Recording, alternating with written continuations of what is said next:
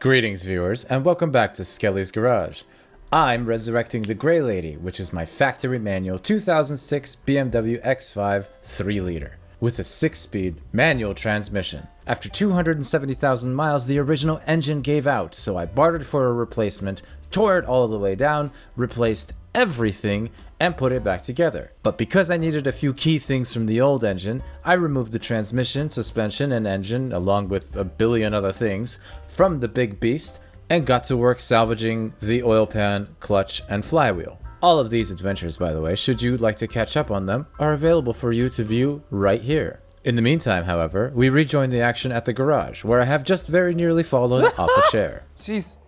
Our task now is to put on the flywheel on this engine, make sure it's aligned correctly, and then time the engine so that it can be assembled all the rest of the way, and then into the car it goes. Anyway, as you probably know, the reason that I took this off the engine stand in the first place was because I wanted to put a flywheel on the back here so that I could time it. I got to thinking about it, and well, yeah, I want to put a flywheel on the back of it, but timing it with it kind of sitting like this, it's not going to be really a ton of fun. I'd even venture to say that it's going to suck. So I'm going to try something real quick. I'm going to take this off, put the flywheel on, and see if I have enough spacers, which I bought at the hardware store, that I could put this back on. And if that's the case, then we can time it on the stand, which would be significantly preferable to timing it like this. Anyway, enough talking, more doing.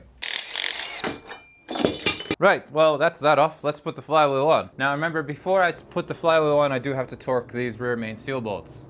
Let me do that now. Lovely.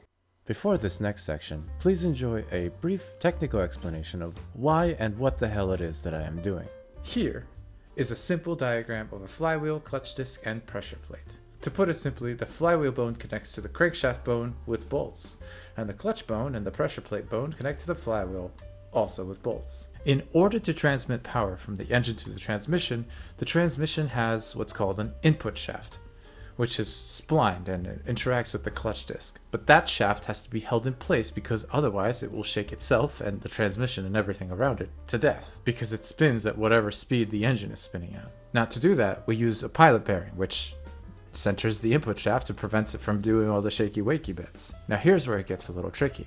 The engine that I rebuilt came out of an E46, which uses the more traditional, or at least in my experience, type of pilot bearing, which is embedded in the crankshaft. However, my last year X5 has a different design. Instead of a bearing pressed into the end of the crankshaft, it uses a needle bearing pressed into the flywheel itself. Every other part is exactly the same, just the place where the E46's pilot bearing would go is, well, it's left empty on the X5. Anyway, so I had to take it out, which is why I spent the next 45 minutes pushing wet paper towels into the crankshaft to force the old pilot bearing out.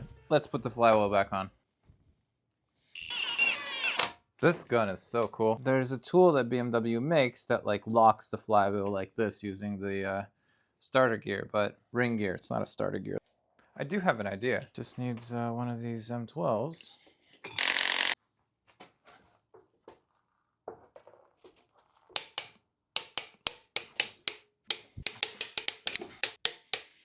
That worked. A lot of backyard mechanicry today.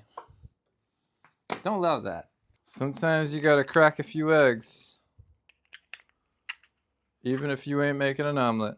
I found even more spacers and other miscellanea that I could use, and remounted the engine mount to the block. And what do you know? It worked. Even I was surprised. Is that really gonna work? It's time to time this engine. Yeah, that works. Now it's timing time. Anyway, so now we can make sure that this is a top dead center, which it is, and then I can lock the flywheel. And that's in. That's into the pin. Now the flywheel is locked. All right, first things first. We need to put in one of these guys. Then we have these two timing blocks. They're from German Auto Solutions. First we put on the intake, then the exhaust. Then we tighten it down with this joining bolt. Next step, we put on this guy. There we go. This way, if there's any force applied to these cams won't move, which is what we want because we don't want this to go out of time.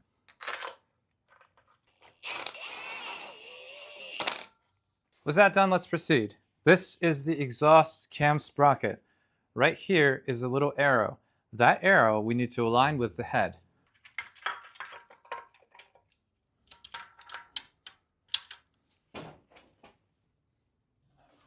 Okay, well, that was done. Now we need to tense this chain and put this cam in place. So the original BMW tensioner for this engine comes out like this. There's a spring. We don't need this spring, but GAS provide this little dowel. The end with the protrusion goes into this bit, and then that slides all the way into the tensioner, and you have a tensioning tool. With the tensioner in, there's no more slack in the chain, and we can verify that the timing mark still aligns. So now we can put in the little hex nuts that hold this in place. Now that we've verified that with the tensioner in and these guys in, the timing mark is still good, let's put them in permanently. Apply a little bit of Loctite. Again, not a ton.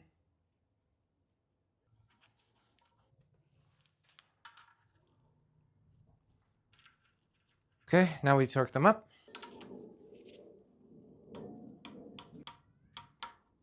Now that that's done, let's put in the center timing chain guide. The long bolt goes in the middle here, and the short one goes over here.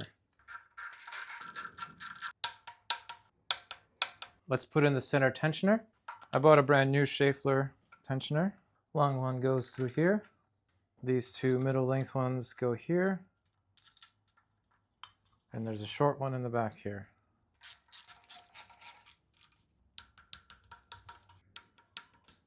This is the exhaust cam helix flange. There's a cutout here where there are no teeth. That cutout goes to the top.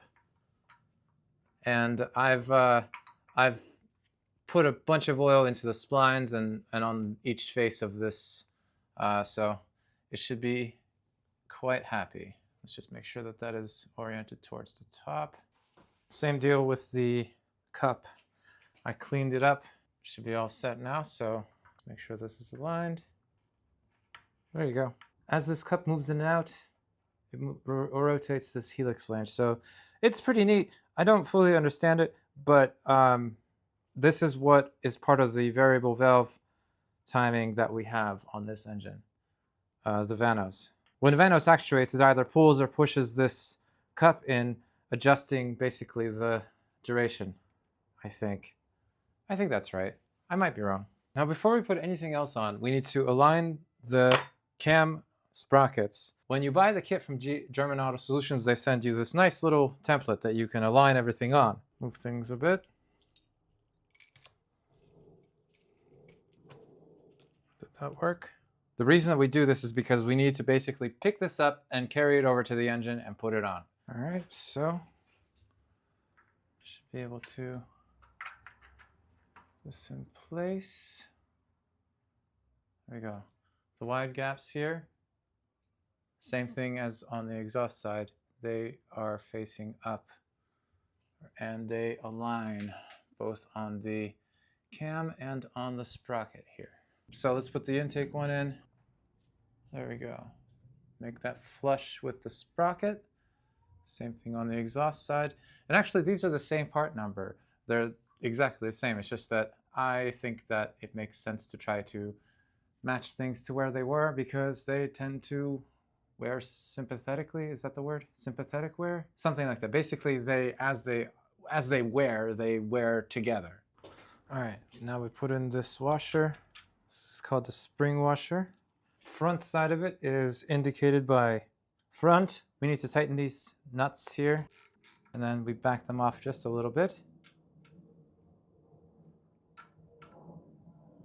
And then we do the same thing with these. Okay. Now we need our VANOS unit, which is really gross and dirty. So I'm gonna go clean that.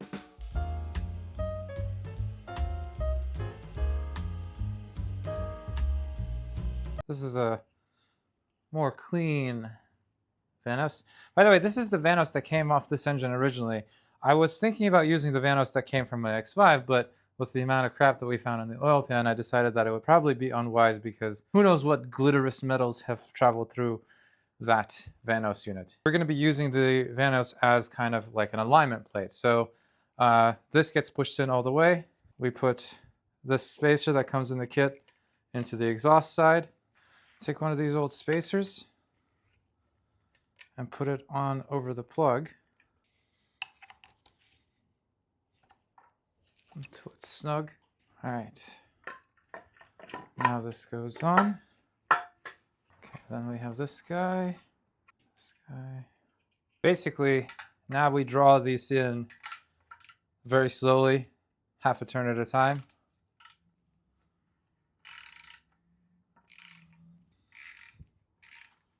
Let's tighten this bottom one here. Now we have to tighten these two Torx bolts here. Now we do these two on the intake side. This theoretically sets the VANOS timing, so now we just need to take everything off and torque it. Just moments later, I realized this was not true. I was indeed following instructions to do this, but I missed a critical step in the process, which was to remove the lock from the secondary timing chain tensioner. In my defense, I was clicking and looking at the pictorial instructions, but what I didn't realize was that there must have been a copy editing error, and that either the picture instructions or the text instructions were out of order. The correct order is to draw the VANOS in, release the timing chain tensioner lock, and then tighten the bolts to the camshaft. This makes certain that you lock the cams in the correct place relative to themselves, and they won't skip a tooth. Either way, this wouldn't have been that big of a deal. Hardly worth mentioning, if I hadn't discovered... God damn it. The instructions on the website only covered the reassembly of the exhaust side, for some reason, and didn't talk about the intake side at all. And once I read through the rest of the instructions and realized that the parts on my desk weren't going to be put in if I followed them, I knew that all of this is coming back out. Yep, this part should have been put in at the very start. And so I carried on, timing harder, faster, and more efficiently than ever before, until I walked back to my bench, checked my spare parts bin, and found yet another surprise. This goddamn sensor plate, which is supposed to sit on the intake cam. At this point, I did what I should have just done at the start. Checked my other engine and figured out the order of all the parts on both camshafts. And you might be wondering, why weren't you following BMW instructions? The answer to that is relatively simple. BMW's procedure requires extremely expensive tools that I obviously do not own. And giving credit where it's due, GAS's kit and instructions are excellent aside from this one tiny part. So, if you're doing this job on your own, it's just something that you need to keep in mind. And here is the washer. Anyway, that goes over the top of that. And I confirmed it this time. I had to take a moment to breathe while I was cleaning this. Because if I hadn't, I would have just dived right back in here and done what I call driving angry. If you've ever seen Groundhog Day, you're not supposed to drive angry. All right, I don't know how many times I've done it at this point. Now we take this. Perfect. This guy goes over the intake.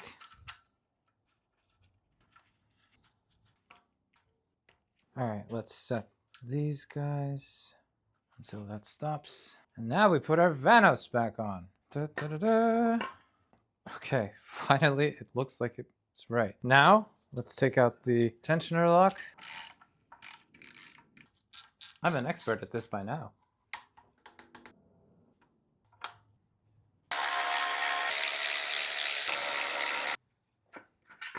And finally, for the third time, the timing is not yet done. It's actually still got some more stuff to do. We need to put on the rest of the exhaust stuff. Lubricate and replace the thrust flange. Spring washer goes on top of that. And then on top of that, we have our sensor wheel.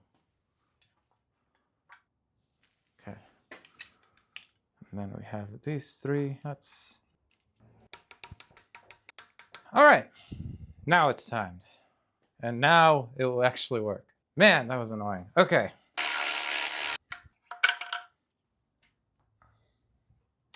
Take the TDC locking tool out. Let's put a new VANOS gasket on. And then our VANOS unit.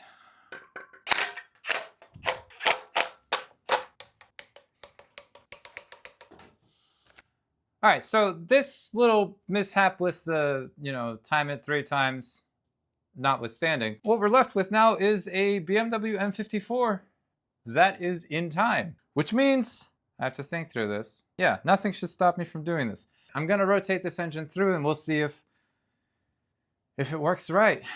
So, big moment. Let's see if everything spins as it should. What's that noise? Oh.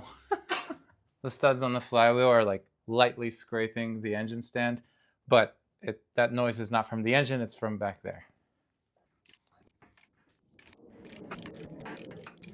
Dude, I took an engine down to the block and I put it back together and it spins. And there's no problem with it, like it's timed. I'm gonna move it back to top dead center here. And then I'm gonna grab the timing blocks and see if that works. Oh, okay.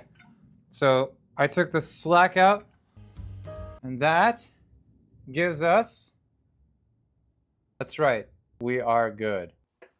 Big stuff today. I wanna do one thing. This is not even the correct valve cover because this is a cracked one, but I just wanna do this. Just feel good about it for a second. Yes! Like you look at this and you're like, that's the BMW M54 engine if I ever saw one. Anyway, there's still a ton of stuff to do, as you can imagine. But we'll pick that up in, whoa, a moment for you. Okay, cracking on. Now this might look like a complete engine, but it's obviously not. So let's make it so. First order of business, let's put on the engine's actual crank pulley and the new bolt. New bolt. I don't know how I'm gonna get 410 Newton meters out of this, but we're gonna try and figure something out. See if this works. There's no way this can end badly. The torque on this is a hilarious amount. That gets us to 200 Newton meters. We need 400 Newton meters. Surely that's fine. All right, next area of focus is this right here. This is the where the oil filter housing goes. And of course we have the infamous oil filter housing gasket, which goes right here, well, on the oil filter housing side. So let's put that in. I, of course, didn't clean this at all, so now I have to do that. Damn you, past Sam. So, the oil filter housing and the infamous oil filter housing gasket. Let's try to get this out. Hopefully it comes out in one piece. Yeah, I'm gonna clean that up. Give me a second. Now that's clean. We put the oil filter housing gasket right in. And let's get it on the engine. Don't have the right filter, so we're gonna just put this over the top for the moment. Let's replace these switches. Oil temperature switch. We'll torque all of them in a second. Oil pressure switch is right here. And while we're at it, I'm gonna replace the head temperature switch as well. The E46 had a different sensor here, different design, see? Okay, let's torque. Let's torque the sensors. And these are very light torque. That's about right. Click! Over here is where the knock sensors go. Let's put those in, shall we? These are really cool. They're actually basically just microphones. They listen to your engine, and if it starts knocking, it tells the DME, they tell the DME to adjust stuff. So, all right, next we have our hard coolant line. A light dab in coolant. That's hooked in place. Long bolt goes on the bottom because it's connected to other things as well. And the short bolt goes on the top. On the X5, the knock sensors were zip tied to the coolant pipe. So I'm gonna just replicate that here. Next coolant line. There we go. A little nut up here. Okay, let's torque. Okay. Yeah, okay, fine. See, the thing is I already put a gasket on it, so I don't really want to...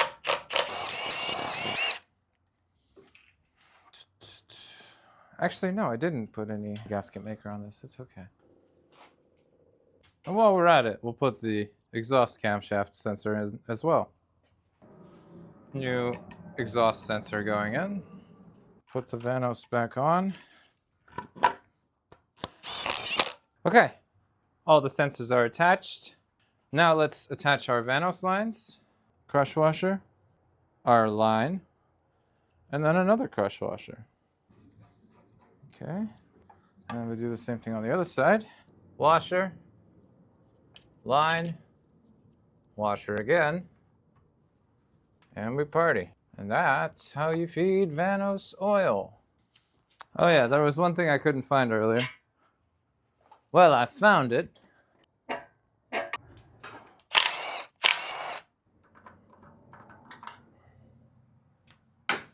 Yeet. And a brand new one, exactly like the old one. Let's take its place. Whew. So I'm not ready to fully tighten this up because I did order some parts to reseal some of the VANOS.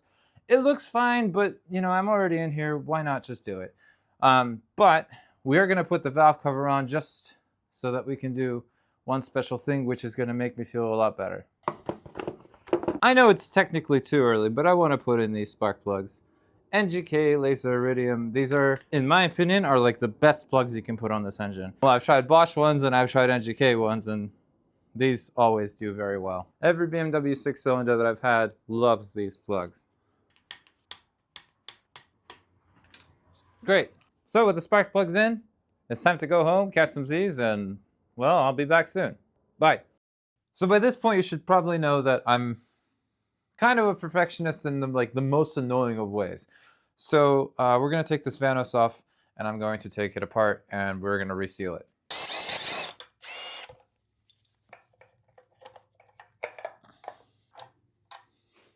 Okay, VANOS comes off, and we go to the table.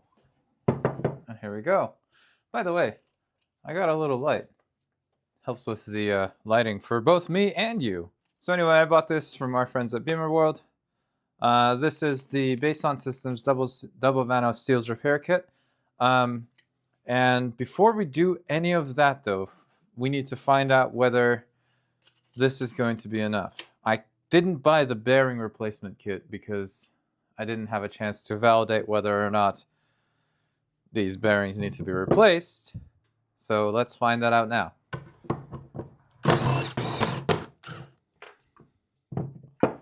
And here's our guy. So that's the intake side of the VANOS. This is the exhaust side. When you're taking off the exhaust side on the VANOS, just be careful. Don't take the bolts out all the way, because there's a spring. And it's not a weak spring, so you don't want it to shoot you. There we go. It just all kind of comes out like that. So inside each one of these is, I think, 2 or 3 needle bearings that are sandwiched between metal plates. So if the bearings get worn out, there will be a lot of slop. So the way that we test that is we go and put this onto the camshaft and see if there is slop. So we need to mount each of these VANOS pistons onto the intake side. And we're doing it on the intake side, even though this is the cam one, because the intake side is just a lot easier to access. You need to be able to hold this in place so that you don't get false readings. And we have to remember that this is a reverse threaded bolt, so. Okay, that's snug. So the key here is we need to hold this spline shaft in place and do a few tests. First of all is preload. When we rotate the piston, does it spin smoothly? Does it stop? Yes, that's great. And the second thing is we need to check for forward and back movement. Now it's kind of challenging to do that because if you do it unevenly, you'll get the check for side to side movement. But side to side movement is expected. You're always going to have some side to side movement in this scenario. But all right, so intake piston going in.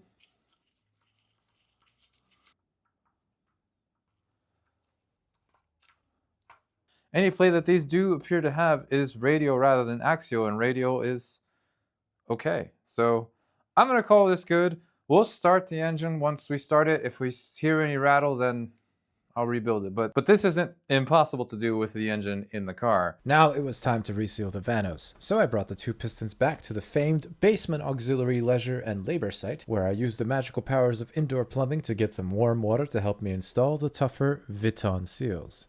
This is a pretty straightforward task. Really, the only thing you need to make sure of is that when you install the Viton seals, you don't roll them over the O-ring, and that you don't overstretch them. This is why using warm water helps, because as they cool back to room temperature, which, by the way, happens very quickly, they become the correct size. With that done, it was back to the garage for more reassembly on the way to a finished engine. We don't want to put any of this in dry, so we'll give it a thorough coating of oil and drop that in place. Okay. Perfect. Do the same thing with the intake side. Drop that in. If it doesn't want to go in because the seals are brand new, don't try to force it. Just work your way around it and eventually it'll pop in place. Like, don't be an animal. It's got brand new seals on it. Now we will put the plates back on. What am I doing? The spring goes in first, obviously. It's my first day.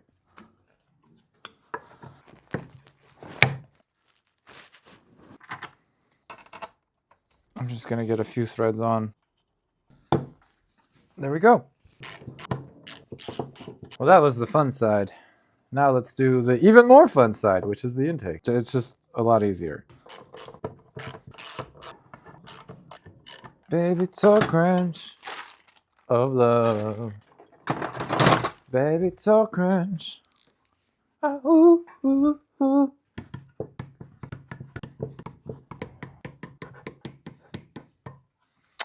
Okay. Let's put this back on the engine now. Okay, we check that our gasket's still there. And the gasket's still there. Great. Now we need to put in the bolts that secure the pistons to the cams, and then the final covers. These are reverse threaded and brand new from BMW.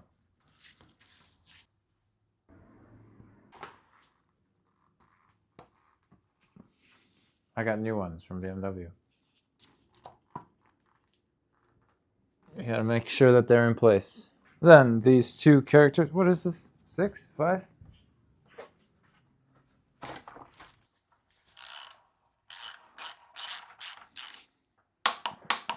Whew, that was tight.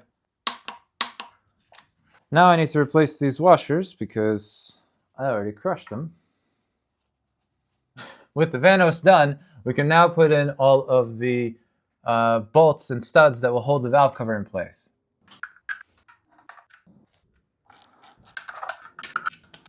I'm gonna put some reinstall still here. Do the same thing on this side. And now it's go time. Now here's the valve cover. Do do do do do do do do do. Do do do do do do do. Valve cover gasket is in. All right, and on it goes. And yes, with two, not one, but two visible errors that I've just made, I'm gonna hit pause. Yes, hello, it's Editing Sam again. And I have Ike with me. Now, if you've been following the channel, you may have been led to believe that I have been sitting on my hands for the last year. This is not so. What did happen is that I set myself a completely unnatural constraint. I wanted to be done with the X5 so bad that I decided that there would only be one more episode. Everything. Timing of the engine, putting the engine back into the car, connecting everything, every other scope creep side quest that I found along the way, and most importantly, the engine start, would all wind up in one episode. So how'd that go for you? Not very well at all. I wound up with no episodes and a content folder that was 1.3 terabytes in size. So I decided to change course. Now that I've released myself from this completely ridiculous constraint, editing is going to go a lot faster. So you'll get to see the continuation of this saga. Good luck trying to find any electrical parts for an obscure X5 that they only made 1,500 of. As well as other sagas. Fuck. Very soon. At any rate, I really appreciate you sticking with me. I hope that you enjoyed this video, and if you did, tell YouTube that using the buttons below. And obviously a huge thanks to anybody who's been here this whole time, and to these lovely names here. If you're new to this channel, I invite you to take a look at the extensive back catalog, including the other episodes within the Project M54 rebuild series. But anyway, now I'm talking too much. I gotta get back to editing so that I can release the next part of the one final big episode. And with that, my name is Sam, this is the Grey Lady, this is 1.3 terabytes of footage, and Skelly's garage is somewhere in that direction, and I'll see you on the next one.